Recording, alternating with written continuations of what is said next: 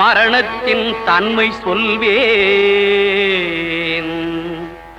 மானிடர் ஆன்மா மரணமெய்தாது மறுபடி பிறந்திருக்கும்.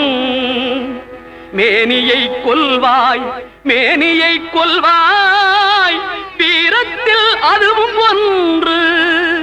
நீ விட்டு விட்டாலும் அவர்களில் மேனி வென்றுதான் தீரும் ஓர் நாள்.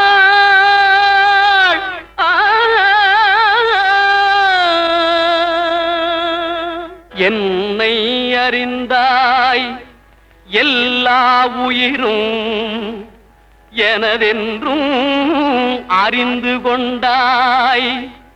கண்ணன் மனது கல்மனதென்றோ காண்டீபம் நழுவ விட்டாய்.